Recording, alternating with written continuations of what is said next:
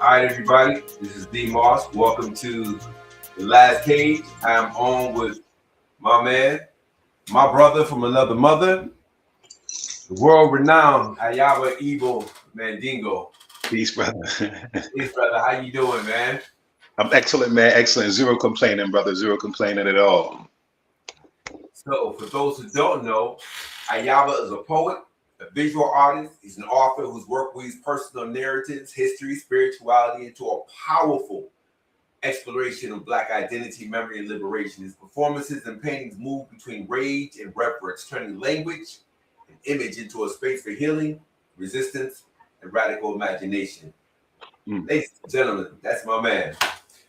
So talk to me, brother. How are you, man? I haven't seen you in a while. Why don't you bring everybody up to speed with who you are, what you do, and then we're going to move into where we are right now.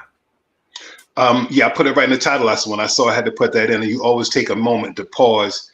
And there was a time when I would run down everything I do. But, you know, something I've really learned now, I'm really starting to really embrace is you got the same thing with Jalais, with storytellers from a long line of storytellers. And it's like this thing you grow into, you know what I'm saying? But that's it. You know, all the other things that I do are devices to tell, like I call them the things in my toolbox to tell these stories. You know, my grandfather would be like, you know, today I'm going to play I'll be a Syrian all day. And from the time I open the tailor shop at 12 p.m. till we close the door at 7 p.m. in the summers like now, he would not break character. And I didn't think that was a skill until I started, you know, people started complimenting my ability to do that. And like, yo, we trained for that. And I went to school for that. And I'm like, okay, cool. So and he was a master of stories. I still know the story of the great Khan, you know, he would trick this man next door and look through the holes in the fence. And we would he would say, it's the voice of the great Khan and all of those kind of things to me. And the stories of our family. It was like, you know, I think if we were from another culture, we would say historians. But historians to European culture is just one thing. When you're a historian in our culture, you know recipes, you know anecdotes, you know little herbs and things to heal. You know why you should sit like that and why you should do that and what time of morning you should make your libation. You know all of those kind of things when you're from our culture and you say that you're a historian / storyteller. We are the keepers of everything sacred. That's it, brother.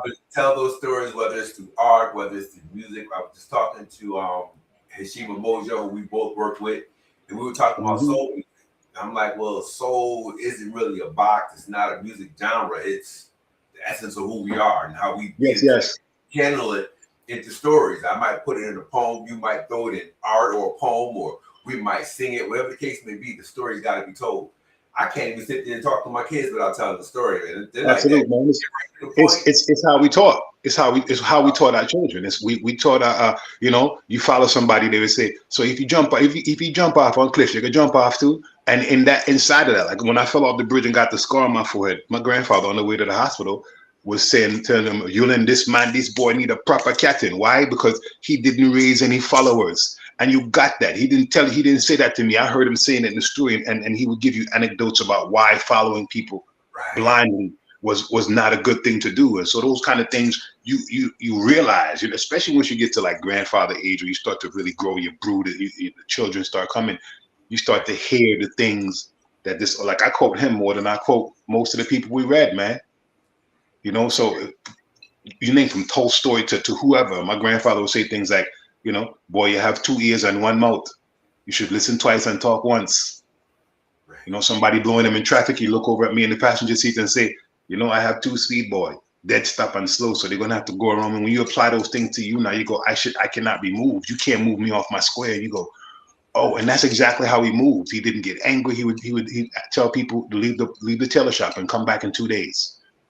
Right. And because he was 6'7", all he had to do was stand up behind the sewing machine, and the message would be conveyed without having to yell. So all of those, you know, consciousness of presence and consciousness of his voice and where he would go down when he wants to say something, and the humor that kind of came naturally wrapped in all of those things I pick up now, and all those things that every time I'm complimented on those things as sort of somebody, you know, like especially in the acting world, when you're doing theater, people always want to know where'd you train, and I realized I trained in the tailor shop with my grandfather. Right. You know, and that to me, and all the folks that all the adults that were in your circle, in your realm of living, the experiences that they have, how they convey those stories. Yes. I get in trouble when I was in school when I was a kid, and my dad would always, my dad was from Alabama, mom's from Antigua, and be like, "Boy, you better learn to be the tree." Now I get it. The wind blows, water may rage. Absolutely, man. Absolutely. After the storm is over, the tree is still standing. He'd be like, "Yo, boy, you gonna learn. You better, be the tree." Like, okay. They would even pass the anecdotes down, even if they didn't have a full overstanding of them.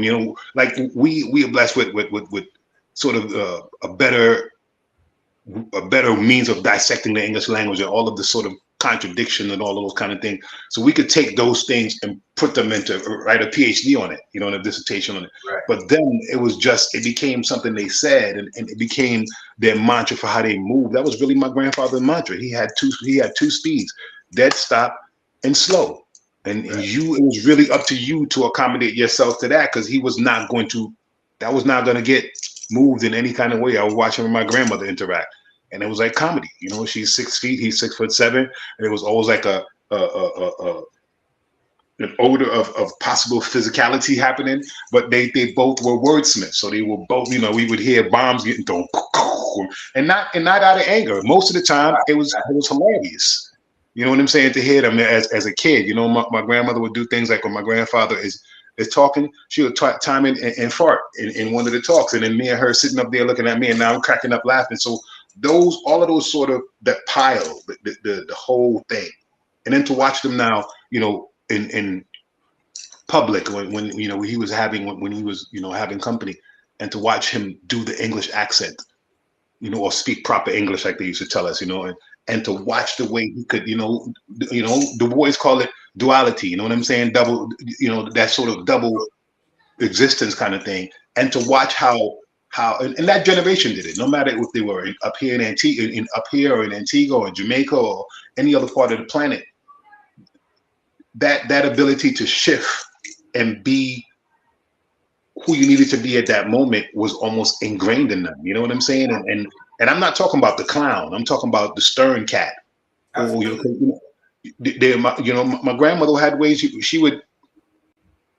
My boy now, we're still boys. He still remembers if he was late to school to take another way, because if he walked by the house, even if he thought he could go and walk on the other side of the street, my grandmother would be like, "Charles, why you late?" And Charles is now, I'm 57. Charles is 60 years old. So to have those kind of things, you know what I'm saying, and the way they dealt with people, you get this package of who you are. And so for me, I could we could run it, and I could tell you all the things, but I paint, and I'm a playwright, and I'm an actor, and I'm a poet, and I'm an essayist, and I'm starting to really kind of, for me, every time I've come to a label, because of the people that you and I, we had that in common. We revere quite a few very, very awesome human beings on this planet, people like August Wilson.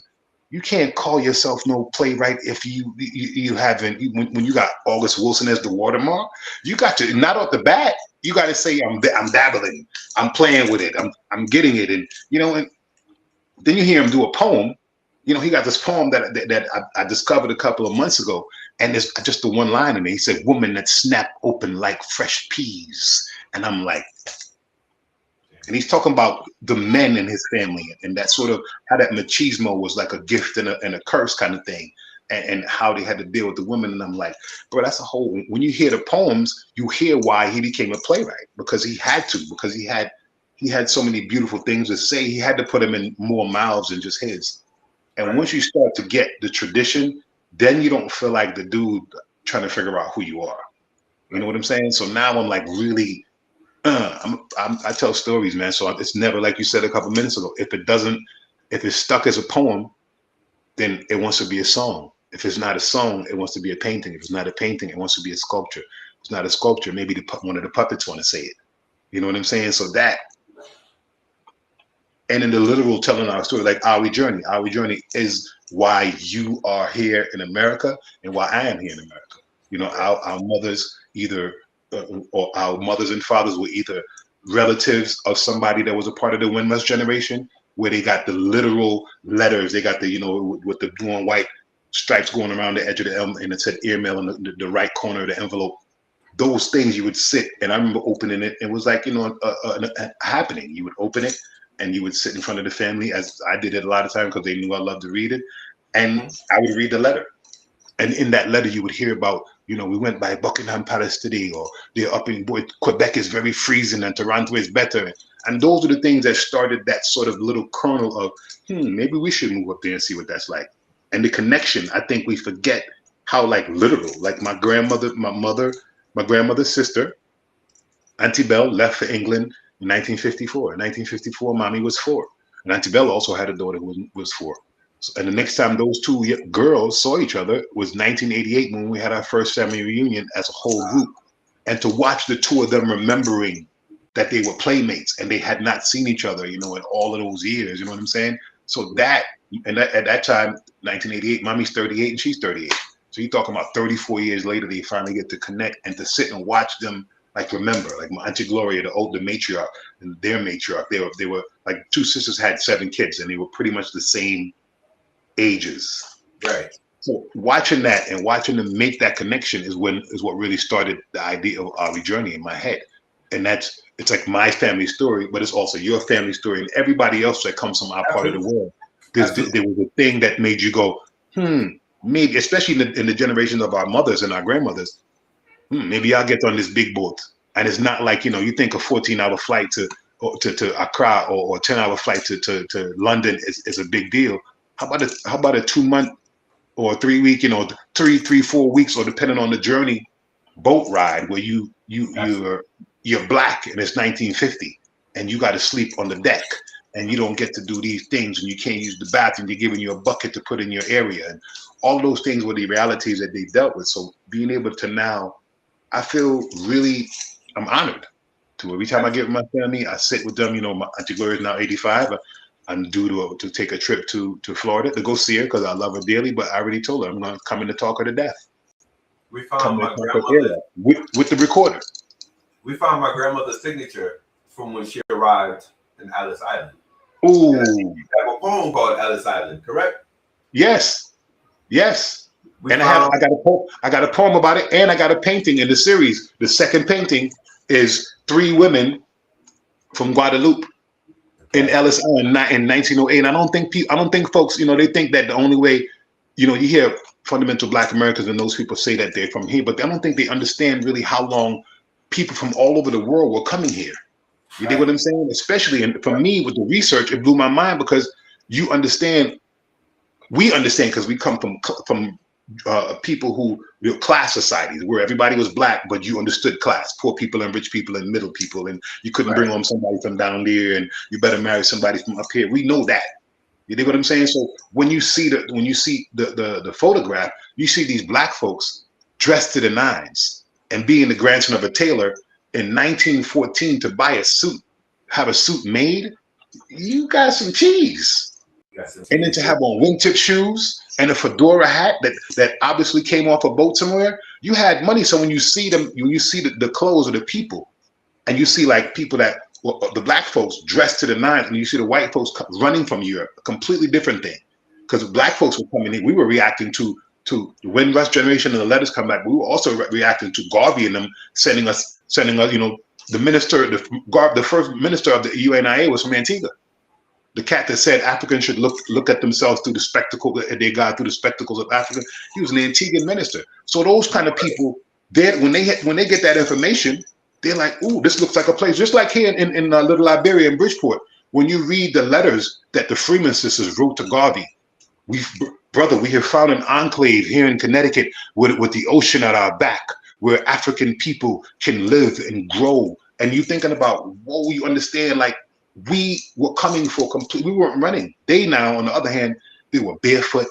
Well, we got grips, the leather grips, the English grips. They got sacks with their stuff in it. And I'm looking, and I put that in the painting because I wanted folks to talk about it so we could talk about it. So they can really start to stop romanticizing how they came here and demonizing the way we came here.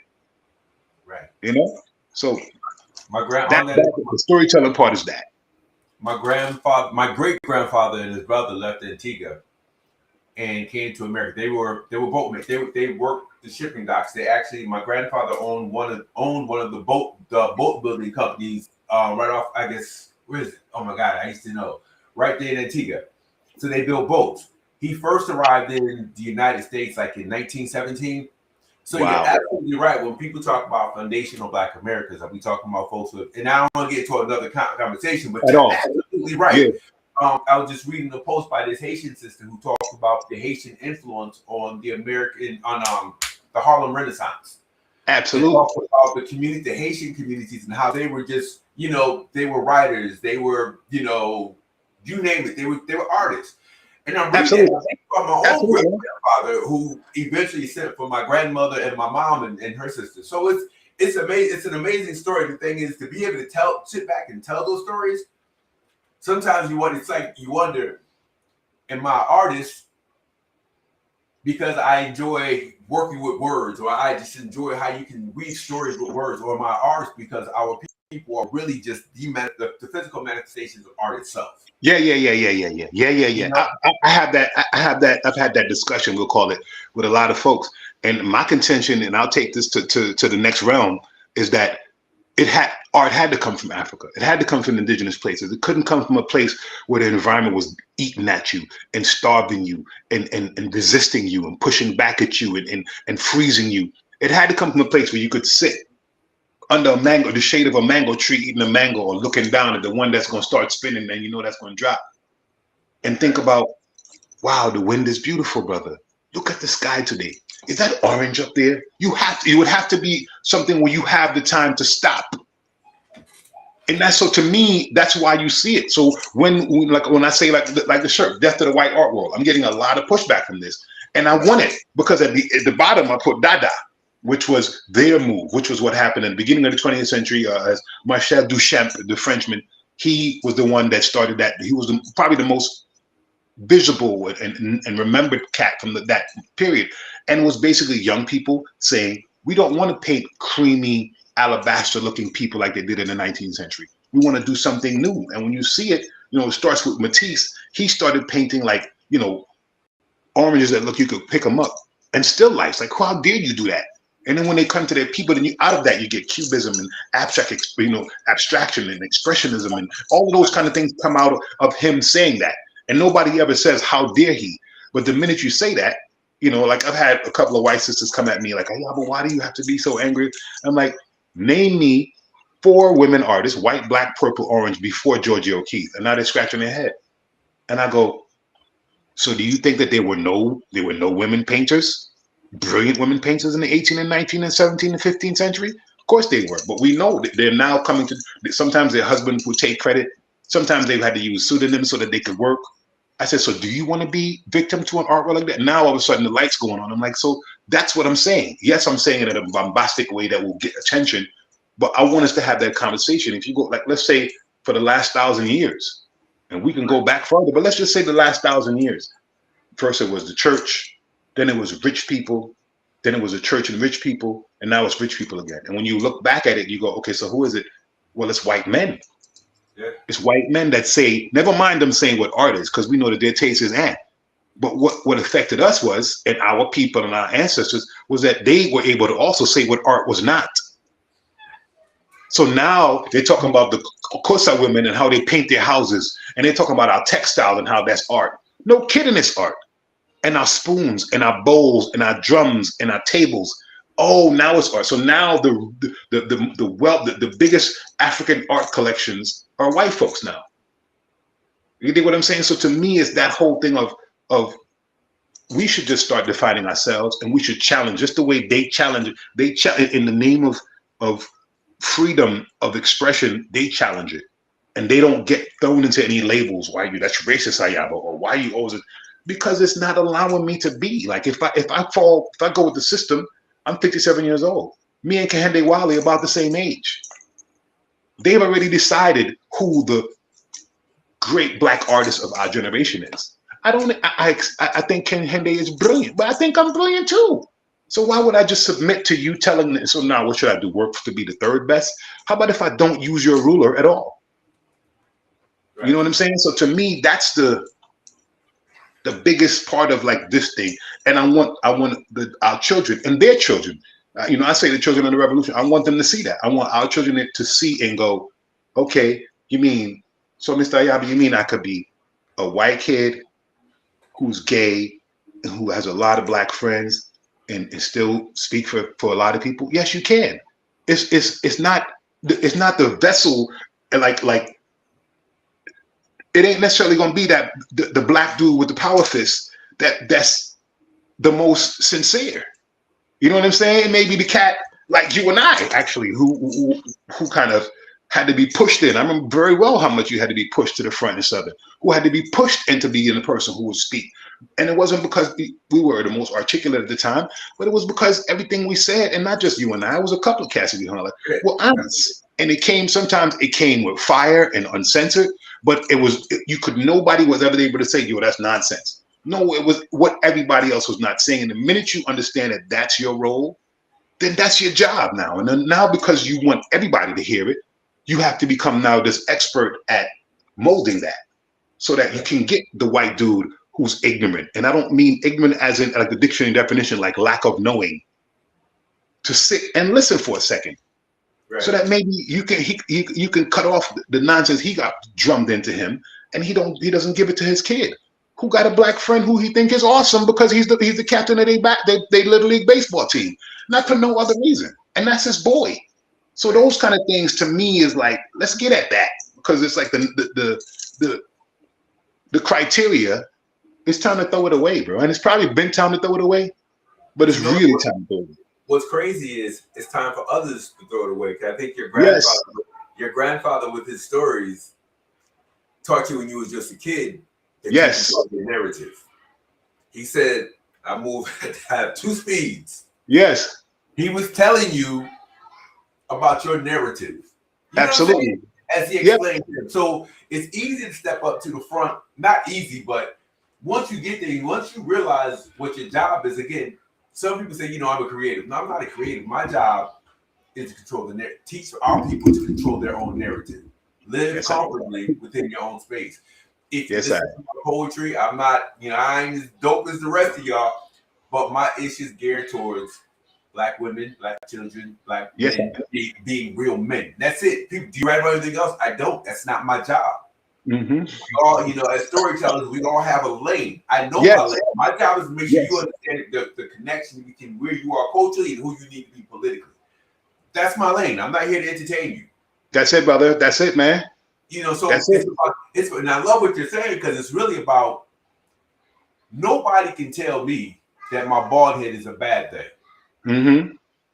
My job is to convince the world that if you don't have locks, you can rock bald, but you can still be the man you are. You can wear red or white in the wintertime, but rock it with your own confidence and your own sense of self-determination. Yes. So as a storyteller, how do we utilize our words knowing that people love the sound of your voice? How do you utilize it to coerce them to do what they really need to do? So I'm digging everything you're saying, and I'm just like, whoo, I'm just going to be quiet. Go ahead, man. Well, I mean, that to me now, so that, like the things when you hit me up, and like, I love that you did that with tell me the 5 things that you're working on. That helped me to come right back to what we're talking about. Like a lot of times what happens is we'll come and we'll sit down to the table when it's building time and everybody has a bunch of things, but a couple of years back, the dead stop and slow that my grandfather comes back in. You got the 2 ears and 1 mouth. I go, okay, so what is most pertinent right now? What do we need? What is the thing we need to get out? And I look back at the list and did I give it to you in order? Maybe, but the first thing that's coming up now is till all our stories are told. That's like this 2-part thing. And so it's till all our stories told is the title that I'm still very apprehensive to embrace completely, and that's playwright, because too many of my heroes are playwrights, and a playwright to me makes a screenwriter look like a junior talking to a freshman in college. You like a playwright can write a playwright can write a movie thing, a movie cat. A screenwriter cannot necessarily write a play. There's like the subtleties that you're aware of. So I'm getting there. I'm getting it, but you know, again, it's what we talked about. Till all our stories are told, two cats fresh out of, you know, you can say they're us because they came out of college. They're completely deprogrammed and they're conscious now. They run into people like Dr. Bush and those people and the kind of things that were going on in the early 90s when we were in school, you know, the California riots and all the so they come out and they both go to law school. They come out of law school and then, you know, there's one who's very, very pragmatist. He's like, look, this is about getting clients. We got to get people to know we're there. He said we should bring a class. We should go south, do some research, find all the families of people who were lynched, and bring a class action lawsuit against the country, America. And of course, his boy's like, nah, man, I don't know, because he's a conservative cat. Very, very, and it's based on to a couple of my boys, and you know, he's like, nah, I don't know, man, I don't know. But he's like, look, man, even if it becomes nothing comes of it, the publicity that we can raise from doing this, because there are people still alive, their wives who are grandmothers now, their sons who were 2 who are now in their 60s and 70s now. We can go talk to these people, and there's no statute of limitation on murder. Long story short, he convinces them, and so, you know, Jamal gets up and he heads south. They do some research. They find a woman who's perfect. They head south. They meet this. He goes, of course, he breaks protocol right off the bat. He's from Mississippi, but he doesn't know anything about it because his grandmother left when his mother was, you know, in her teens, and they don't talk about it. Every time he brings it up, we don't want to talk about it. So they find this woman. He gets to Jackson, Mississippi. He gets at the woman's house after 9 o'clock at night, walks up to this woman's porch and knocks on the door. So of course, you know, she opened the door and said, boy, where you from with these kind of manners? You don't knock on nobody's door this time of night. And, you know, they go and have his he sort of mumbles through his sales pitch, tells her he did some research. He understands her husband disappeared in 67, you know, a year before King was murdered. You know, realized your husband disappeared, and, you know, I want to, you know, I think that there's you explain the class action suit, and she lets him in begrudgingly. And he's looking for the picture. He said, I have the information. I have all the information, but his mugshot is missing. I think that this person that is your husband. Unbeknownst to her, he has a photograph of a lynching. And he has 2 of the other men identified, but there are 2 men that are not identified. He thinks her husband is one of them. So he just wants to see the picture that she has, any pictures. And so she brings him in. In the process of doing that, she puts up, you know, she do what we remember, the picture album, the big one, the big heavy one that you got to carry with 2 hands and slap that thing down. Don't take that out the living room one. Go right. For it. And then she opens it, and now you get what you get when you go and ask an old woman, old black woman, them kind of questions. Now she's gonna give you everything from the front to the back. You can't, you know, you ask about her chicken recipe, she's gonna give you about where to get the chicken at, what kind of all. She's gonna give you everything. You're gonna be sitting there sweating, and that's what happens. So over the course of the play, she tells him her story, because the first picture she bucks up on is like, oh, this is my great uncle so and so. That's him with a carpetbagger. He's the first person in our family had his picture taken. And when you see the picture, and this is me using like technology and all of these kind of things. I've been writing this for a while, but the minute this AI shit started showing up, I was like, now we're going to use this, because to me that's another tool, like a paintbrush. We're going to use this to do the thing we need. So the picture comes up. You know, she sees a picture in the album, she's talking about it, and when it happens, you know, on the screen behind them, the picture comes up, so the audience sees the picture. And just as the audience sees the picture, then they're stage left. Stage right, a light comes up, and the picture comes to life. So it's him, it's that man in the photograph, and he's talking with the carpetbagger, and they have an exchange about him not trusting white folks coming down here, what they really want. And the guy convinces him to take a picture, and he takes a picture, and that's basically how it goes. It goes right up, all the way up. All of the generations, all the way up. And he in there losing his temper. She said, boy, listen now, when you come to somebody's house this time of night, you allow them to say what they had, you know, so he got to wait. So by 1 o'clock in the morning, they finally get to this place where she thinks she may have the picture, and he's getting excited. She pulls the picture out. She said, here go my Johnny. And he opens the file, and he says, ma'am, I want you, you know, I think this is your husband. You know, he's circled, I put a red circle around him. And she takes it, and she looks at the picture, and she looks at the thing, and she goes, oh my Lord, that's my husband. I knew they killed my Johnny. He just came back from Vietnam a couple months, and he went up to Jackson looking for work, and this is how they treated him. And she said, oh my Lord, I knew something was. What you say your last name was again when you came to my door? That's doing so Johnson right there. Him and my husband came back together. They went up to Jackson looking for work. And he drags a picture out of hand and goes, man, my grandfather's name is Luther Johnson. So he went all the way to Mississippi. Yeah. He goes all the way to Mississippi thinking that he's going to find the perfect client when he was always the perfect client. Because his grandfather is the one, and that's why his grandmother don't never want to talk about it.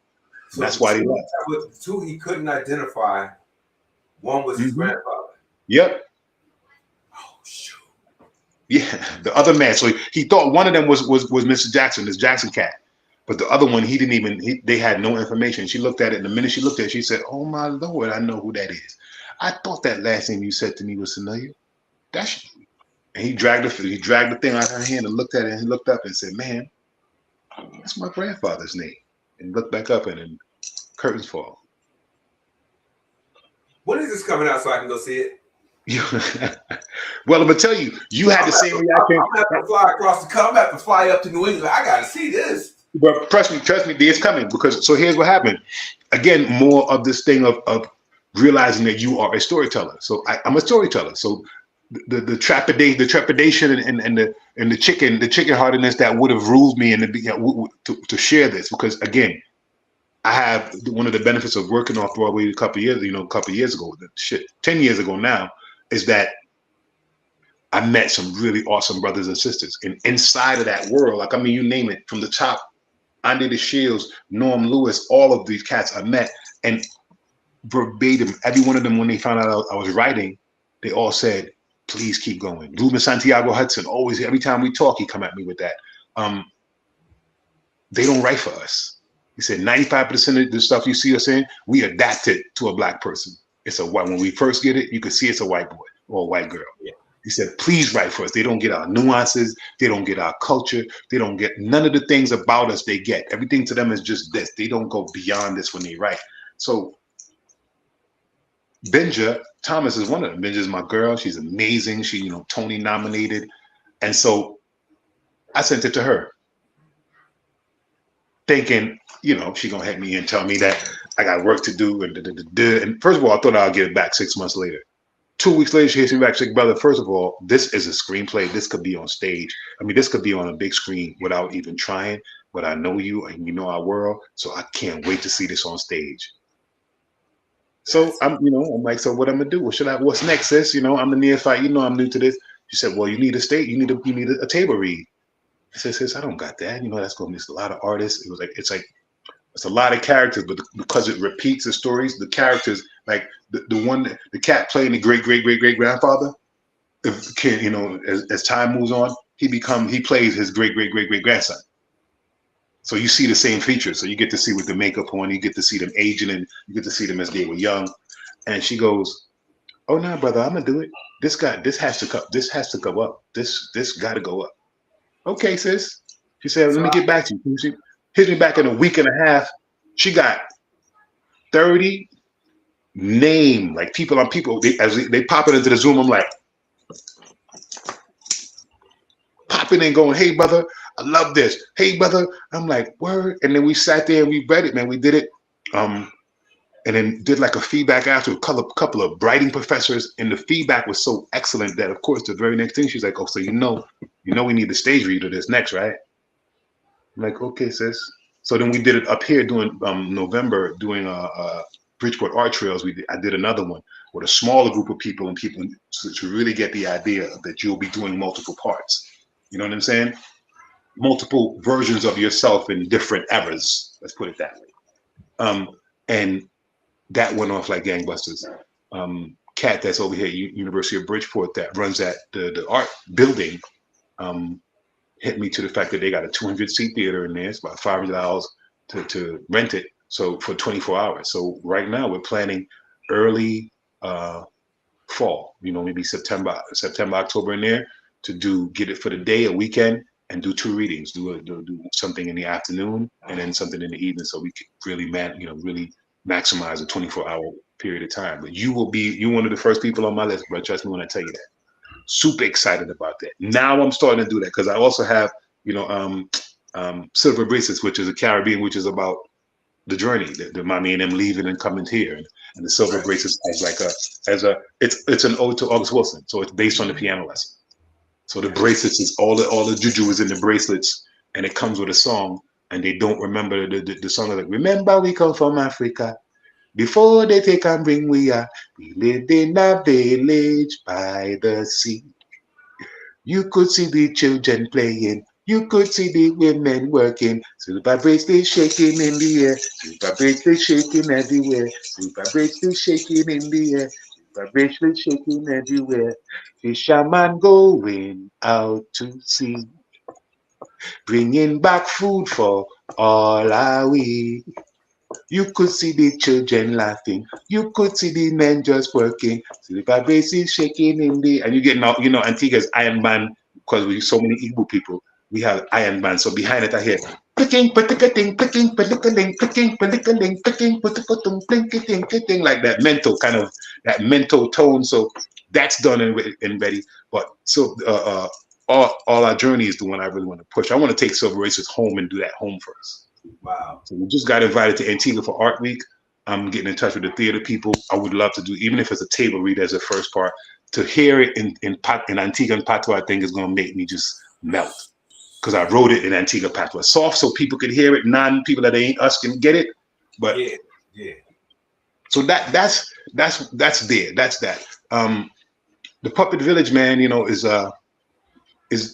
everything is like, I love how when we talk, because it all ends up going, you realize it's one in one bowl, and you pull it out and like taking it apart and you putting it back. And so for me, right. Puppet Village is I was a Henson kid, man. I love what Henson did. Not only Fraggle Rock, but I mean Sesame Street, the original, and how that spun off into Electric Cup, all the things that he influenced. And when you watch him, realize he was not a puppeteer, he was not an artist, but he was somebody who understood, as sort of one of these children from the 60s, how important it was to break the circle by going at the children, so that the before the programming happens, you put something else in there so that they ask the logical questions.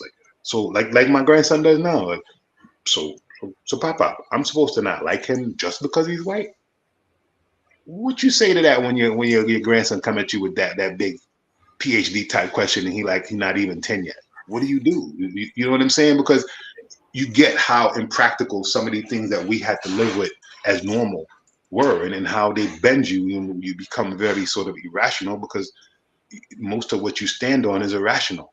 You know what I'm saying? So it's like, to me, Henson, he broke all that down, researching him. And one of the first things he did, which I was really impressed with, was he went and talked to a Black psychologist. Okay. And he's like, if you're really serious, you have to put women, people of color in positions, important positions. So that's why we got Gordon, the school teacher, and why we got Maria, the store owner. You know what I'm saying? And those kind of things, they changed a lot, but those people stayed. That thread stayed there. So it's that. But then you research and you realize that, like, so Brother Rabbit, or Burr Rabbit, is, as Joe Chandler Harris, who's the cat who went to the South and recorded all the Black stories from your father people. And so he heard us saying bruh in the way we like to bend English to our way, and thought we were saying burr. So he went and invented a whole word, and we were just saying, bruh, do you see the hips on that woman over there, bruh? Hey, mercy, bruh. Poor thing, bless his heart. Gershwin, I'm sure Gershwin did the same thing with Porgy and Bess. They appropriated when they couldn't get it, which is what they do when they quote unquote come research us and write about us. They appropriate and mush things, and so you get like these watered down or these confused versions of. But there's so many stories that are ours. It's crazy to come upon and realize that Brother Rabbit, over 400 stories, Anansi, over 700 stories, and I don't gotta ask nobody permission to do it. I don't gotta worry about nobody telling me nothing about no copyright things, because the original storytelling Jelle role was, not only do you preserve, in the Akan legend, Anansi has the box of stories. The box of stories with even the stories that your daughter is going to make up to tell her grandchildren in 60 years.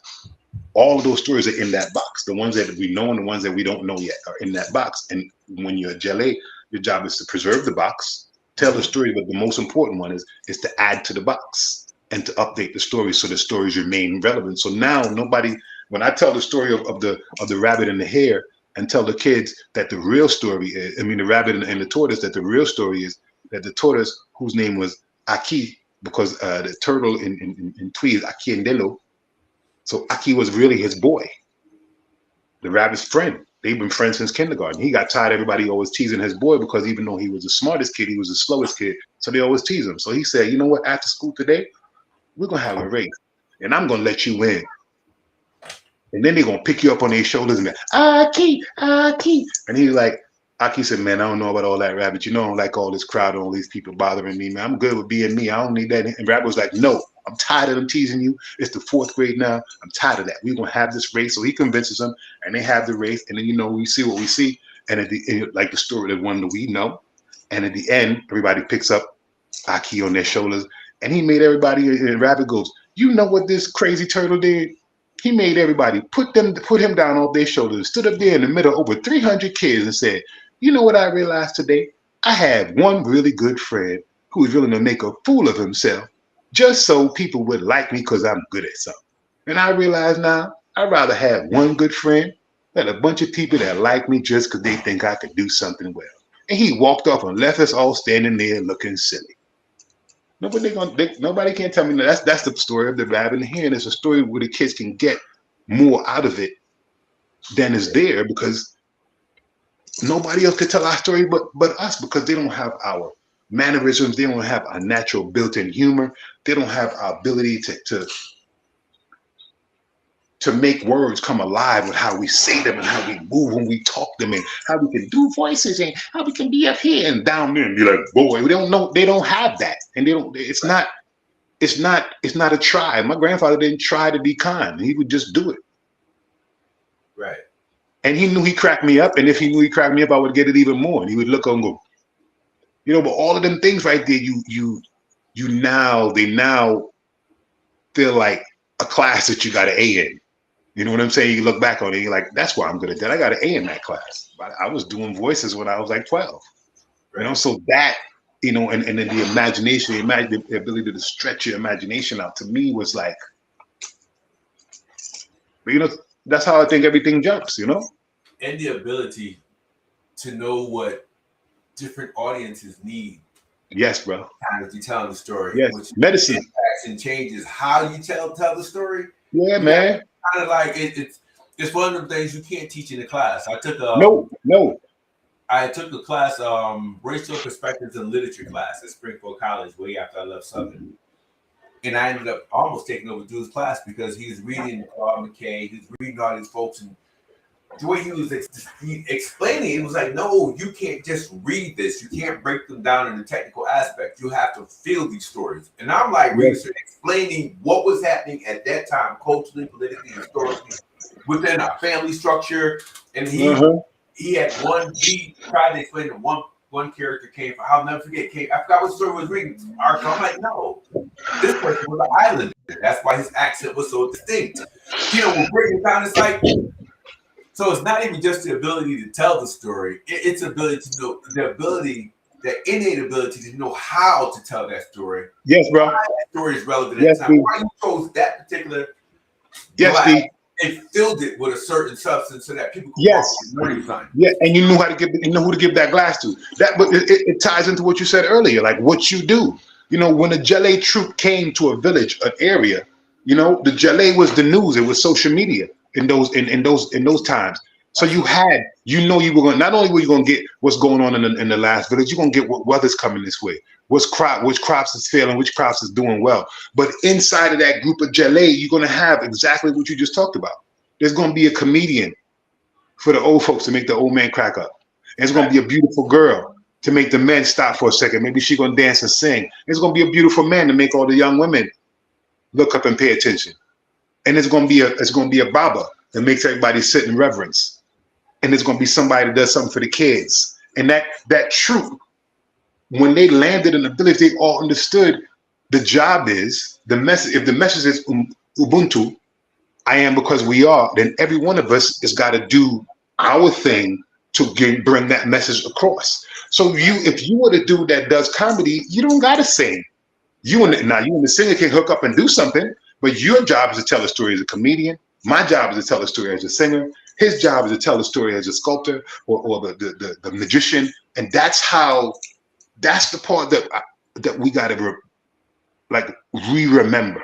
You know what I'm saying? Like so that so that you get this thing where it ain't the stepping on, and it ain't the repeating of stories, or it ain't this whole idea like feel like, well, I like your version better. No, both versions matter. You just not listening. If you listen, you would realize they overlap. A sister told me, and she's from Jamaica. A sister told me, we just had a conversation. She says the problem with our community collectively, she says we have too many currents where people are not understanding that we are the same ocean. Yeah, bro. You understand what I'm saying? When she said that, I just froze. I was like,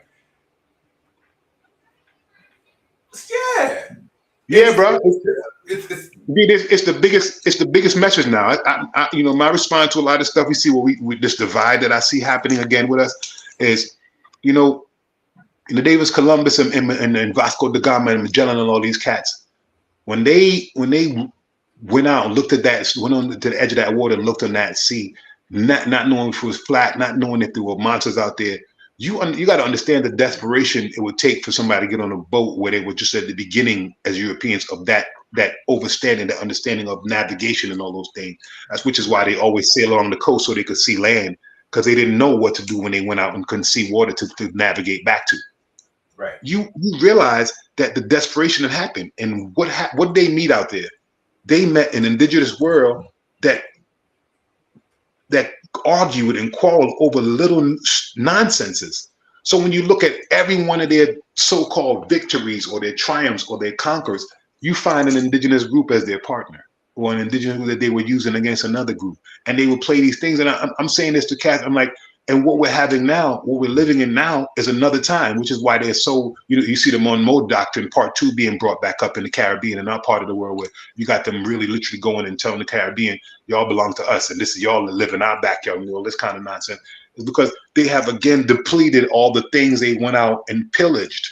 So now they got to come again, and here they come again, and what are they getting ready to meet again? Another time, an indigenous world that don't go exactly what you say. Look, man, okay, fine, you this and I'm that. Don't forget, we got a common enemy, a common. We have a and that's the part that's why when you said that thing about the ocean just now, I'm like, listen, man, we different currents in one ocean.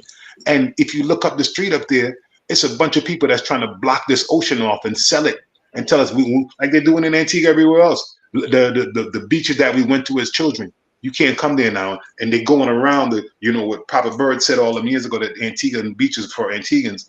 They're selling the beach, they're selling the land, and these cats are putting up fences near the trails that's been there since your mother was a girl, or my mother was a girl, that you could walk to the beach, and that was private property. Or the one place down in Point, which is I think where your great grandfather was from, because that's where the ships still happen down there.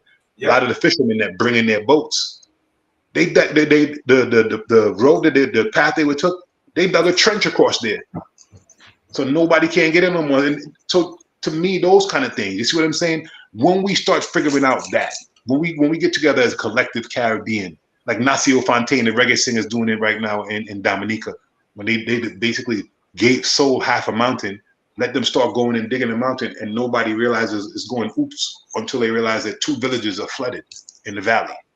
Right. You dig what I'm saying? Those kind of things where you got the indigenous native, because Nacio is like a Afro-Carib, telling you people that still are connected, that still listen to trees, and still can tell you that the moon is not, is not supposed to be where it is right now.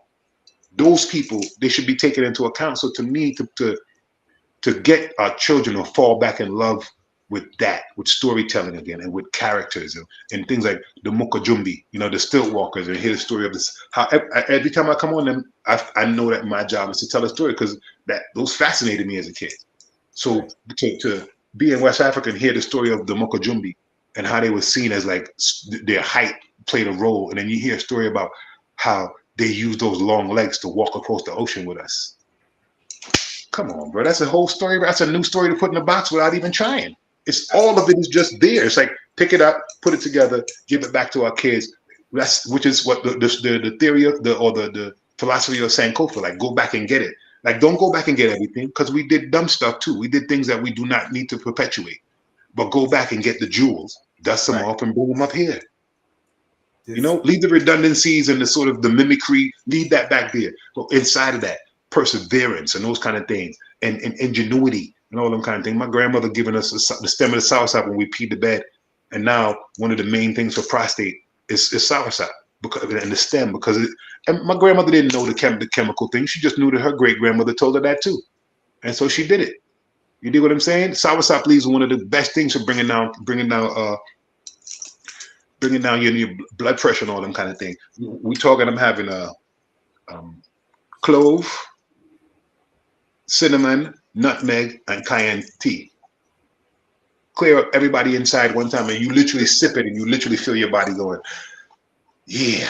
You can feel it all. Yeah, dude. If you can't feel it all the way down, then you bought some invitation. Yeah, I got you. You think what I'm saying? So for me, it's that, man. I'm at the goal. So with the website stuff, it's about absolutely. It's also that thing has to come to the other component, which is like, as Black folks, we got to stop thinking that a career means working for somebody. You know what I'm saying? I'm not knocking the need to go out and grind, especially when you got kids. But you should, like when my kids come to me now, or my adults, because we got adults too. When they come and dad, I lost my job. I remember, I'm like, baby, you didn't come on the planet to be a cashier. That's not why God brought you here. That's just a stop for you to figure out. So if it's time to go there, sit back, think about what you learned from there, because now you understand how to run a cash register. That means if you have a store, your employee can't come tell you no nonsense about why the money keeps getting missing, because you know how a cash register works. So look at it from that point of view. And how can you apply that to your big picture? Like, what's the mission? And to know that now, the clarity of like, everyone coming back from Africa and going, like, I know why I was a sperm that made it. I'm this, I tell stories. And the clarity of that, it's been 10 years, almost 11 years. I have not had writer's block, B, since. I haven't had painter's block, sculptor's block, performer's block. It just, because I realized if it's coming, it wants to, instead of going, I can't think about what to write, then go get a paintbrush. The other piece is when you have to convince yourself, I'm a writer, so I have to write something. And sometimes, what they say, peace be still. The stories will find you. They come in up the absolute, and with me, I call it vomiting. I tell them any cat that come at me, young people that come, Iyaba, tell me about this writing thing. Vomit. What you mean by vomit? Well, when you vomit, do you edit? No. You feel it coming up. You go run to the toilet or the garbage can. You look down, you see in peace from last week. You seeing everything. Everything comes out. What you do when you're done is you either close it to the toilet, flush it, or you empty the garbage. Same thing you could do when you write. But if you're writing and you try to edit, you'll never tell. Especially if it's just you want to be a novelist, you'll never get to the end of that story. Vomit on the page. Sometimes I vomit 3, 4, 5, 6 pages and read it and got one dope line for a poem. Right. And that's it. The rest is to be flushed, and I'm good with that. But if I know that if I didn't do that, that line would have never came out, because it was something that came out almost like some people call it a free write or stream of consciousness. All whatever it is, empty, and then and we get that. We come from an era as poets when the slam was so big, but cats didn't edit, and you got cats now that's been doing it. Call themselves spoken word artists or whatever it is for years and years now, and they don't edit. I mean, never mind like something cleverer or saying a line with more musical or lyrical, or have work on the tone and all that. Like, you don't edit basic things, like realizing that's TOO, not TO, and you want to put it in the book for people to buy and keep on their shelf. Those kind of disciplines, you know what I'm saying, is like, those are fundamental. When you ignore those, and then you start wondering why you're not growing in a year, it's because you ignored all the steps. It's like, you got to know your mother recipe. Like, when I make fried chicken for the kids, I put cinnamon in it. Cinnamon, when you cook it, it browns it, so you get this awesome golden brown looking thing. But I mean, I could call that my recipe, but it's my mother recipe with cinnamon in it. Right. You dig what I'm saying? And the reason it's good is because I knew cinnamon was going to be a great combo, but it's the foundation. Is down pat. Like, you can't paint abstraction if you don't know how. If you're trying to abstract the human body, you have to know how to draw it anatomically correct. Right. And if you don't, then you're gonna be like, why don't it look right? Because you're not. You can make the neck longer, but you got it. the relationship between the shoulders and the neck and the ear, you still got to keep those in mind when you draw it. So everything you make everything longer. Now you got to figure out the appropriation. And you make the neck longer, the ear still starts at the eye and finishes at the bottom of the nose. So you still got to, all them things got it. So inside of that, you can go crazy. But if you're keeping it, when somebody look at it, they're not gonna be like, that look off. Unless you meant for them to do that. You see, so to me, it's getting the skill right. And now you get to this place where I feel like a lot of us well, not a lot of us, but some of us who stayed in the woodshed longer than others. Now you see things like the stuff you're doing right now, and you're my boy, and I love you, yes, but the stuff you're doing right now is brilliant, B. Because I hear, like, when you describe what you described about what you do, that's what you do, and you do it really, really well. Now, like the last set of work I heard from you, I was like, yo. But because you stuck to your guns, now you have this, the lyricalness where you bounce back and forth is like pretty. So now it's like an enjoyment to hear it. You know what I'm saying? So you're getting the message, and it's beautiful. So now you humming it, and to me, that's the goal. The growingness, the fall down and growing is the thing. So all of these things that I now have in my bag, you know what I'm saying, is like these 5 things. The end of this year, you know, I'll be able to come back and be like the other day we shot the first episode of Puppet Village, and it was in the process of doing that. What I realized is I just figured out how I'm gonna move across the planet with it. What I'm gonna do is I'm gonna go to we're gonna package it up for this new school year.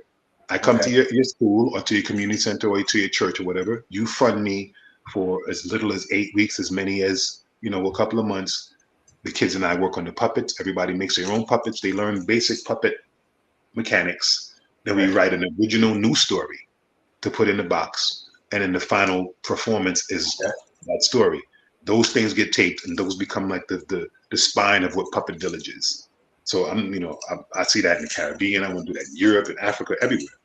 As long as they can bring me there, get that in, and get the kids to start thinking about it. Like, so the story in Up the is again what we were talking about, this whole conversation.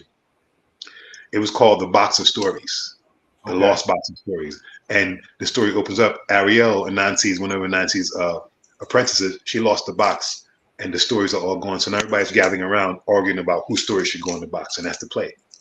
So you got Tony Pepperoni, who's an Italian, who's a child of an Italian immigrant, so saying that, you know, all the stories, his story is the only one that matters, and everybody comes into this brilliant young lady. She's actually getting ready to go to Italy and go to university.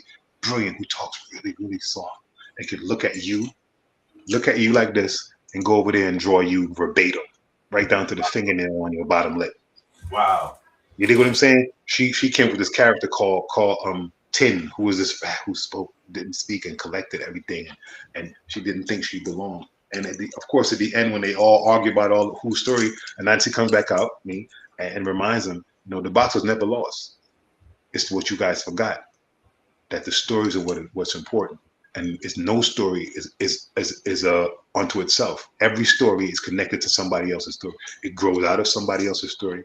It's based on somebody else's story. It was inspired by somebody else's story. So like what we talked about, like I am my grandfather, you are your grandfather. I am, you know, those things, the things that not only the things that they never had a chance to do because they were Black men in the Caribbean and in America in a certain era, but because they also had to work and provide for their family. So they had to put down the art, and it became things like Alice Walker talked about, you know, my mother's garden. You would see it on the Sunday dinner when the Sunday table looked like a painting, or your plate. You could see how it's set up, and it's set up all the time. Right today, I still serve a plate the way my grandmother did it. Meat over here, veg here, that there, plantain over there, and the color scheme of it all. And you look and you go, yeah. Or the quilts, all of those kind of things that we had to funnel our things, or playing spoons or tap dancing, how we would just adapt. You know, we said we can't have drums anymore. Okay, hold on to these spoon and the hand bone joint and the tap dancing, and watch us take what you took away and still speak. You know what I'm saying? Like still talk in a way that we get it past your language. You know what I mean? So to me, that I mean, our language, bro. that, bro. I'm going to keep on pushing for that based on their criteria. What we speak should be qualified as a language. It has syntax. It has all the things that they use to make all the German language, all the Germanic languages, Spanish and English and French came out of. Same thing happened with us, bro. We could stand in front of them now and talk Antiguan, and they be going, John, did you understand what he said, John? No, we didn't understand what you said because we took your language and said, yo, Dario, when he moved, we go chop up your bumbo wall. And they're like, right. What did he just say? So, you know, and the same thing happened with the brothers and sisters in the South. We took the brilliance of us, man, and we didn't have the luxury of university and classrooms. We did that joint on the fly, man. Figured out how to talk.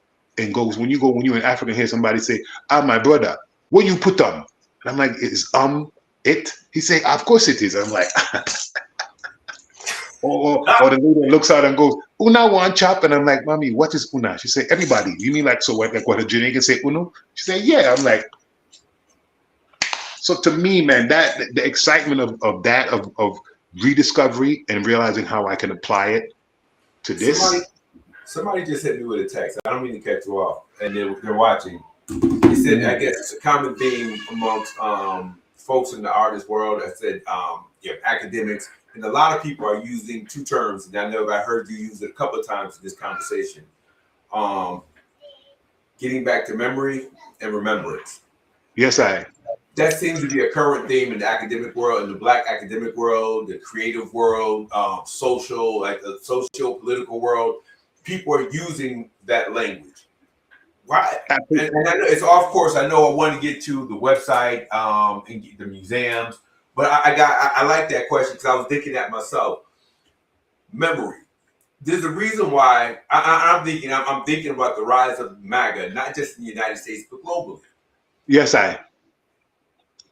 do you think there's a fear of us remembering who we were? As you talk about that box of stories was never lost. We have a number of examples of going into the box and pulling us back out, but the box is internal. Can you talk about that just for a minute? Because she's right. It's a common theme, and we keep hearing it. And then sitting there listening to you, and you mention it in a number of different capacities. Can you talk about that? Yeah. I think I think it's right on. We get the site website. We can get that in the closing kind of thing. But for me, this is the conversation. To me, I know that's what they were. When you hear that they ban books, I think we look right past that. You feel me? It's they understood. They understood. They knew what they meant. They read the books. With the Carter and all those people that went to the Tomb Raiders. They read those things. They knew where we come from, and they understood clearly. If they remember, they're gonna laugh at us. They're gonna laugh at us because once the chains or the physical chains were removed, they had to use psychological chains because if they didn't, we would have got up and left them here, and they would have been plumb out of luck, just based on the things we invented alone, brother. And I try to tell young kids, like, you're not gonna find no rich people inventing anything. Invention comes from need. You got to be a man cutting a whole acre worth of grass with a cutlass to sit back and go, man, I need to figure out something to cut this faster than this. The dude that owned the land ain't gonna be thinking about that. Like, so nobody ever gonna convince me that Eli Whitney invented no cotton gin. No, a brother invented that, man. Mommy and them, they talk about in Antigua and Barbuda, they used to pick sea cotton. So I'm painting a painting years ago, and mommy comes in, looks over my shoulder, and go, you used to do that with your grandmother. I'm like, what? Yeah, we used to ride donkey and go by Antwerp and pick sugar, pick sea cotton, and then she used to put it in the house. Look at the house next to her house. Yes, mommy. She used to put it in there for dry, and then when the time the both of them come in, I just take them back and put it and sell it to the man and them. What? And so she's telling me how the things would prick your fingers, and you would get the blood on the cotton, and that wasn't usable. So you had to become an expert at going in there. Right. You got to be that person to sit up and go, how can it? Because you know what you're going to be looking for. I'm gonna need a machine that could pull this off and separate it. Nobody that owns that. No, it's a desperation that brings invention about. So it's what we do. So when you think about all the things we did with all the things they were oppressing us, like access to books and everything else, and we still did, bro. If we remember, and which is why they come at people like you, because like our arguments is going from, I don't have anything to talk about with white people. You guys are not in the equation because I remember that I come from magic. You know what I'm saying? You can't. I hit this cat with this other. I said, you tell me, find me another socio-economical philosophy point of view that is more developed and more advanced than the idea of Ubuntu. Find me. I am because we are. I said nothing you could bring. I don't care who. You can't bring nothing to me. That's better than that. You could call it social. You could call it communism, social, whatever you want to call it. Nothing, bro. And they act. And then I reminded him, and you know it. What do you mean I know it? I said, you look like you're my age. Didn't you used to go? Wasn't it a time when you could go next to your neighbor and borrow a stick of butter and some sugar? I said, that's Ubuntu, man. He's going, yeah, that's Ubuntu. That's fundamental. You know who do that? Animals do that. Lions do that. Ants do that. Birds do that. Right. Nobody got to remind them. You guys can't eat yet. You got to let so-and-so. You just watch them. All you got to do is turn on the nature zone. You watch automatic pilot. We claim that we're the most advanced. I don't agree with that. You ever watch orcas on a hunt? Listen. You think we are a unit, man? Like, and where does that come from? That's your body. That's like a cell saying that about all the other cells are understanding that I can't do this. You know how many people got to go? How many things got to be cooperating for this to happen, bro? Inside of my body, how many things got to be like, yo, let's on two, break, and go do that? You know how many people got to be in the huddle and break the huddle, coming out with intent? Like, I'm going to go do what I do. I'm not going to doubt that Dal going to do what he got to do. I'm going to do what I got to do. And I know that when we get to the other side, because I did what I'm supposed to do, he did, not because nobody told us, because we understand that that's how this thing works. And that's nomadic. If we walk in creation and we don't have the ability to cooperate, and you kill something today and you don't like me, why would you feed my family? Too. And tomorrow, on 2 days, when I kill something, your family's starving, and I remember that you didn't feed me 2 days ago, why would I share with you? I mean, we wouldn't be on the planet. So it's literally like it's like the basic idea of, and you go in the Christian Bible, let's take the Christian Bible, and the end of the Christian Bible, when Jesus is going to ascend and the disciples ask him, tell us, Father, what is it? Basically paraphrasing. He didn't say, remember Isaac and Abraham and Daniel and Jeremiah and Joshua and Samson and Delilah and Rahab and Ruth. And he said, love God and love your brother. That's not Christianity. That's the fundamental laws of nomads. You have to take care of me. I have to take care of you. We have to. Like, you go and watch the jungle joints now in the jungle, in the rainforest. When you see these tribes, the men get up and they go hunt. When they come back, you don't hear nobody going down. You ain't catching them today. You're probably going to starve. Right. They bring it. They give it to women. The women cook it, clean it, cook it. They feed the children, the elders, them, and then the warriors come. The people that catch it come and eat. Bro, that's beautiful. And nobody has to go. Don't forget that's written in the laws. It's in. Yeah. It's as simple as the left hand having to work with the right hand. Right hand can't say, well, look, I ain't doing nothing. You pick it up. No. Work in unison. It has to. So that to me, everything is work. And it goes back to what Ogro said. It's like an ocean. It's no matter how many you have a million currents. It's all one ocean. Yeah. Going in different directions. Yes. So and when you talk about, when you hear the story of like a Polynesian brothers and sisters going back and forth across and the Arawaks and the Caribs, they didn't have no navigation. They did what you're talking about. They understood that there's a current that comes this way and it goes like that. And when it hits this one, this happens. And they know that because their grandfather told them. I remember my grandfather, the son of a fisherman, telling me about the ocean and telling me that in November, December, you don't go in the ocean because the ocean is cleaning itself. And I still practice it. When you're a kid, you hear it, but then you go to the beach and you see it in November and December, like in Antigua this year, it was rough. None of the beaches were usable because the ocean, like extra seaweed, like so the beach out in Freetown, you couldn't even see the sand. My cousin sent me pictures. You couldn't see the sand out there because the seaweed had. So knowing those fundamental things, so to go back to what you're talking about, when we remember stuff like that. And when you remember who you are, you remember you had a foundation, you had a structure, you had a way of doing things.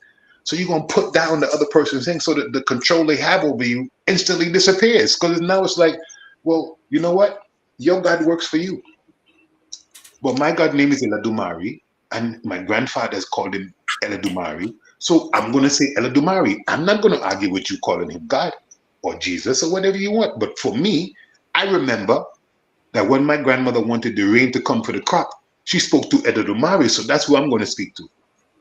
Now, I wouldn't want you to come and speak to Eledumare because you're not from where I come from, or near me, or any of those kind of things. So once we remember, but to remember is to know. You know what I'm saying? And not faith. When you remember, you know. It's like, I know that I come from this. I know that I come from fishermen.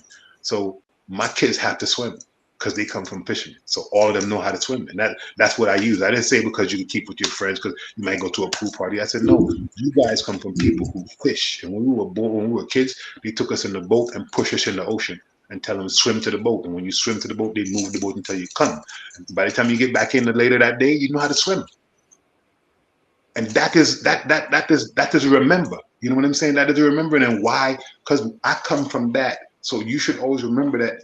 My grandfather tell you stories of him and his siblings sitting in the 30s at the ocean, the edge of the ocean, waiting for their dad to come back in, and they would cuff out the little sprat out the water and put those in water and eat them, boil them in water and the little tiny fish and boil, get a batch of them and make like a fish tea. All of them things right there. That's fundamental things to know. To remember. So when you tell that, when I see my cousin who chooses not to embrace Antigua, when he goes home, he goes to the hotel and he's eating scrambled eggs, and he don't go by a grandmother's grave, and he don't go by the house that since night that my great uncle bought in 1913 when they started letting black people come into the capital. They become when you get it now when you run into the Irish big mouth who on every century they're telling he's from Ireland, and you go, where you were born? Brooklyn. Where was your father born? The Bronx. And where was your grandfather born? Illinois. And so you 4 generations removed from Ireland. You don't even know nothing about Ireland. You're just pimping it. And that's what's coming for us. And a lot of folks that here who are Alabamians and Carolinians and Virginians, and they haven't been home. You know what I'm saying? The juju is home. The remembering is all of that. The remembering is the juju. Like when I went home 3 years ago, I found the land that my great-great-grandmother was on. And I just, still relatives still there, and they thought I was weird. And I went and stood on it, took my shoes off and stood there. And I felt plugged in, man. I felt it, all of it come back. And I know that all of that plays a role in who I am now and the things I want to do and how I look at art and how I talk about our people. I understand I have my grandmother's nose and my grandmother's brow, my grandfather's brow. And I also have their point of view on a lot of things. You know what I'm saying? I also have their taste when it comes to how I cook fungi. So all of them things to me is like, you dig me? You got them Antiguan cheekbones, that's for sure. Oh, you dig? So to me, when you start remembering like them kind of things, when you remember those things, it makes the thing beautiful, bro. It really. Absolutely. Uh-oh. Right. All right, everybody. We are on with my brother and Iyaba Mandingo. We've been sharing a lot of information about his art, his craft, everything that he does. Talked about project that he's on till our stories are told. We talked about Puppets Village. So, and he is back with us. Yeah, everybody knows technology does what technology does. Yes, so, well, you know what I'm gonna say, bro. Brother Gil, dot dash. That's them. That's them going, wait a minute. Somebody, ain't there a button we could push or something? They doing too much right now. Both of them up there running their mouth. Can we cut them off? I know that. And we know we both been on their radar since the All African People's Congress in SCSU in the year 1992 of our Lord. Yes, brother. Yeah. We've been on their list since that time. Oh, wow. I haven't heard that name in years, bro. No, bro, I'm telling you. When Uncle Sam was finished with me in 2003, one of the things I had the lawyer do was get onto the Freedom of Information. I tell him I wanted all the information they have on me. And he went and dug it up. And that was in there, B. That was in there. Yes, sir. I had a sister. I had a sister I used to be tight with her family. And she told me that when they were going after the green cards, said when they went to the interview for the naturalization process, said my name kept coming up. Asking, her affiliation with me, and she was like, they were asking about, things that we, the Black Voters Alliance, it's things that we've done. She was like, "Oh no, your name." She said, "Oh no, they had a lot of questions about our relationship with you." Now, Yep. I'm dead serious. All jokes aside, I'm completely aware that they tap in because that's what they have to do because they don't want us to remember, and we are literally advocating remembering. Cliff Bush, back when we were at Southern, Professor Bush, I love that dude. I'll never forget. We sat in his class. It was one of the Black History classes, and he was just like, "If you take this class, don't think they haven't started following. Mm-hmm. If you're doing anything, volunteering in the community, if you're active, you speak out against the government. Everybody's remember the petitions for South Africa and apartheid. So if you sign your name, he said, trust me, if you think you don't have a book with your name on it or file with your name on it, he said you do. They probably know more about me and you than we know about ourselves, man." Yep. Because again, man, go back and again, that sister had a great point. They don't want us to remember because when we remember, it's not about. We're not going to remember the path to the gold mine. No, we're going to remember that we existed before them and we exist without them. And when you realize that, it's like being in a bad relationship. When you realize that you actually don't need the person, they're actually stifling you, and you step away from them. People say that, man, Daryl, you look good. Man, Iyaba, why you look so good now? And sometimes you smile because you don't want nobody in your business like that on the private, but you know what people are seeing because you walk by, just like you used to walk by mirrors when you were in the dark spot and you see yourself, you're like, I don't even recognize you, cat. You walk by the mirror and you see the light coming out the mirror. You're like, yeah, I'm back. And that's what they don't want you to remember because we're sun people, man. We talk to trees, bro. We walk barefoot. You know what I'm saying? We could look at the ocean and tell you, or look up and tell you what time of day it is. Or we could stand and tell you, oh, that is east, that is west, that is north, and we remember we from that. And when we like that, bro, we realize we need each other and we need our culture and our fundamentals and everybody else's is. And that's like with them. They're gonna be like, well, wait a minute, what do we do? Because we know historically they're lazy. So now they're gonna have to invent themselves. Their progression is gonna just freeze because now it's like the thing they've been hiding in the closet and pimping is gone, and it doesn't want to be in the closet anymore. And it now realizes that that's a closet. Like I don't have to live in your box anymore. And when you realize that, bro, they don't know how to deal with you. They don't know how to deal with you. I thought of everything that you went through up there in Springfield, and that was the biggest thing. He thought you was this. He realized you were not, and he just went. After that, he became a fool because he didn't know what to do with himself because he could not get his brain to understand. Nah, you took the fact that I was a civil person and I was raised to respect and politeness. You took that to mean something, and now you realize you don't know what to do because I'm still just as civil. I'm still just as polite. I'm just not pushing. I'm just pushing back at you now, and pulling the curtain back on you, and everybody can see that you're the little man with a little, you're not the great eyes, you're the little eyes. Right. And that's what, to me, that's what I took from the Wizard of Oz. That you're just a little scared man behind a curtain with a bunch of buttons.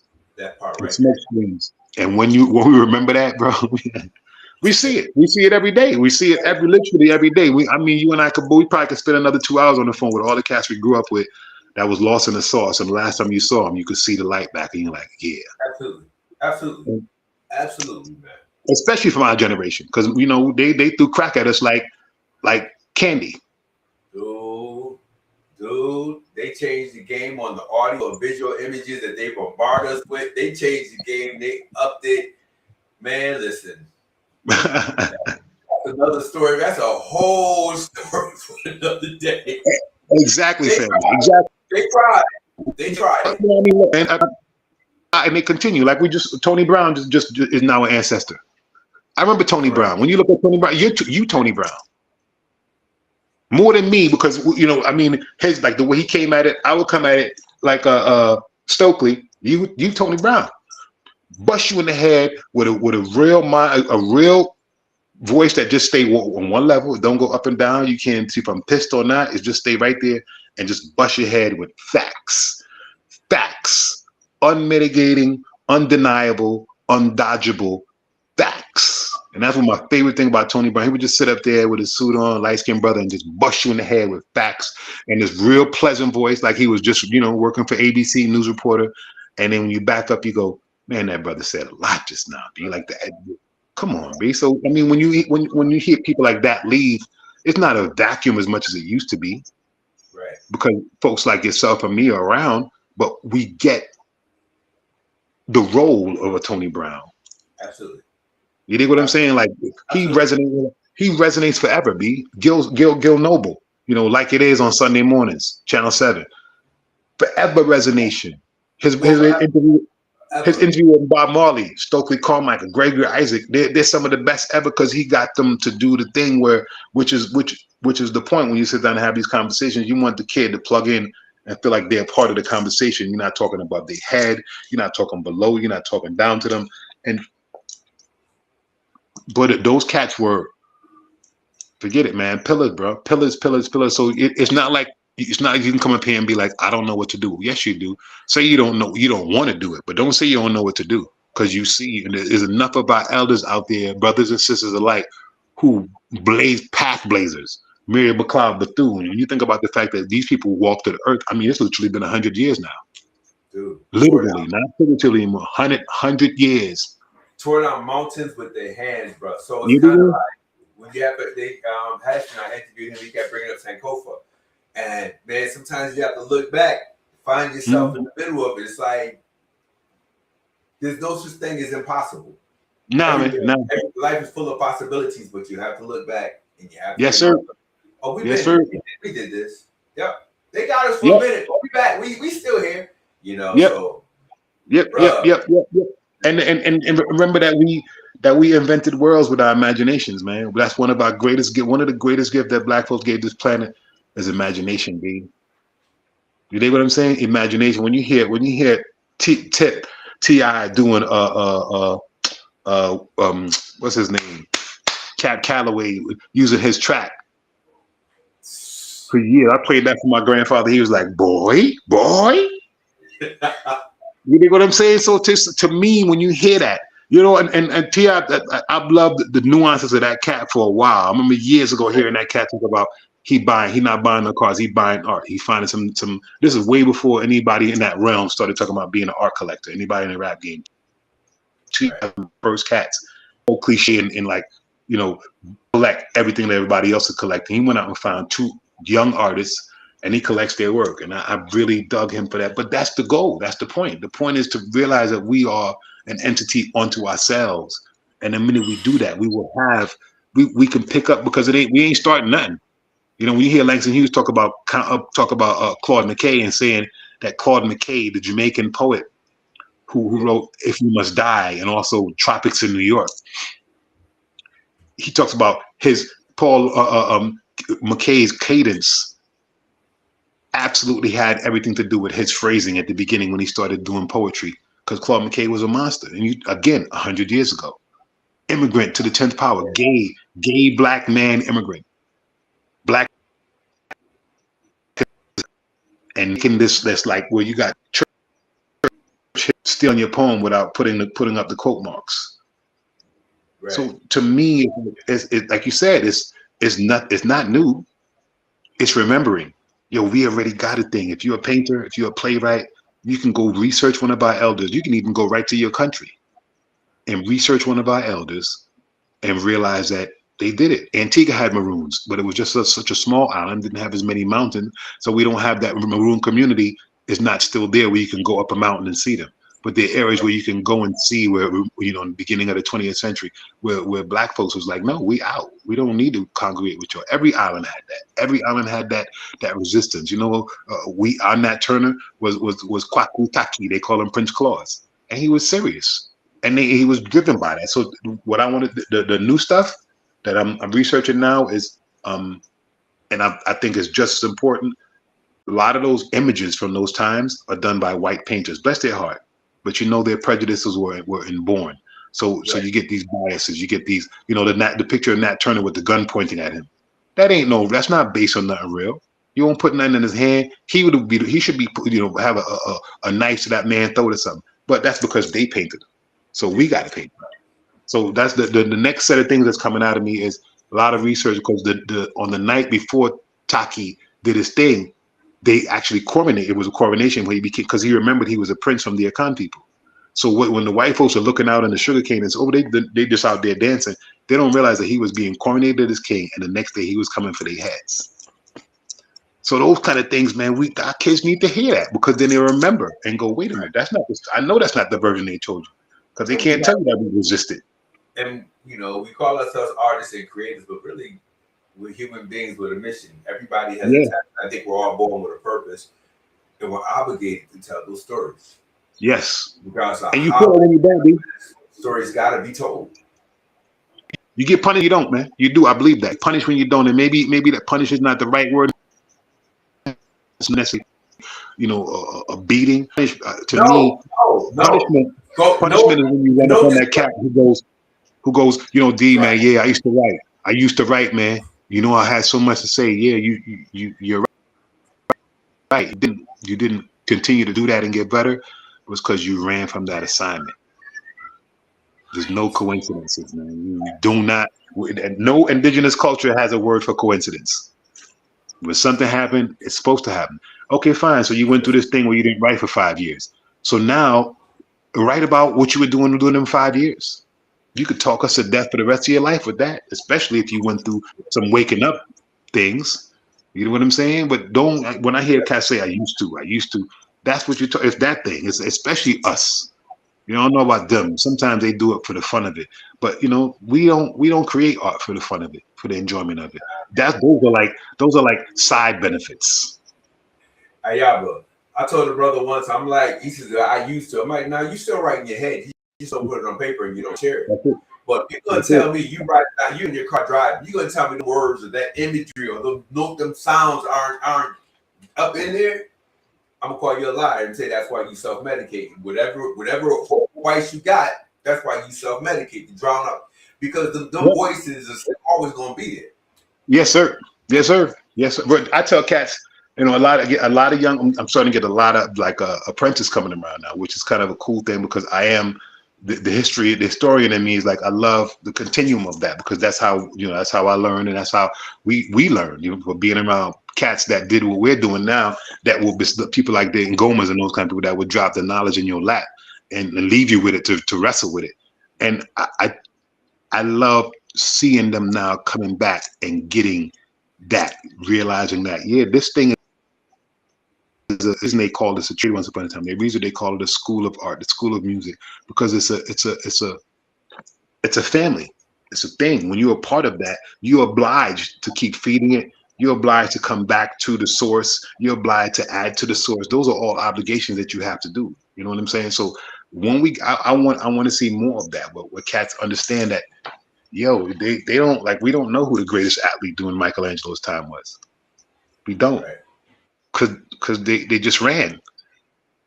They didn't write life. They didn't paint life. They didn't tell us what was going on. Like, you want to know what it was like, the social mores, the religious restrictions. Just look at the paintings, read the poems, listen to the songs, and you hear it. You hear it. You don't hear it in the books where the historians wrote it verbatim, where a lot of times they were commissioned to write it the way the king wanted it read. Nah, it's us being. When you get that, when you understand that, you resonate forever, man. The poems and paintings and songs. You know what I'm saying? Yeah. Somebody's gonna come along that breaks Michael Jordan record. He's still gonna be great, Michael Jordan, but you may be shocked to realize that he's not the person that they usually find. Can't hear you. Are you back? Nah, I'm here. Right? I can't hear you. It got muffled. I don't know what happened. There you go. You back. Cool.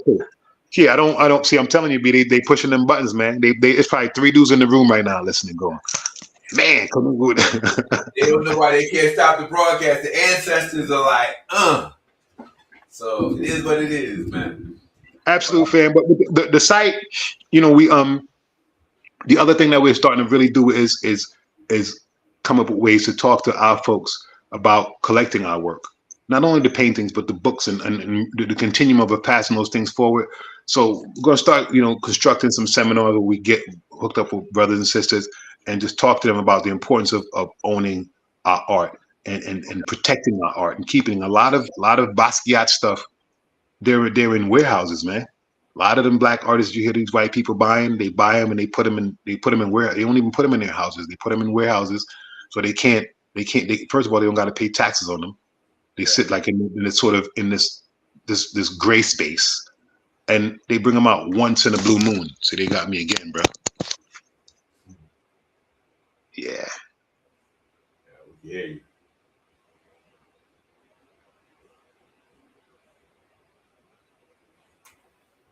Hello? All right, y'all. So I'm on with Iyaba Mandingo. He's a poet, visual artist, author. He's a thinker. His work weaves personal narratives, history, spirituality into a powerful exploration of Black identity, memory, liberation. To see this brother live is to experience life.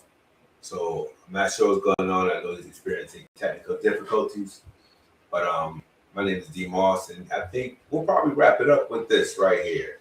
And at some point, we'll get into a part 2 of Iyaba. We'll bring him back for another show and give everyone an opportunity to experience Iyaba Mandingo. With that being said, my name is D Moss. This podcast is called The Last Page, and well, thank y'all for joining me. For those of you who have taken the time to watch, just want to let you know that we are appreciative. That being said, peace, everybody. We out.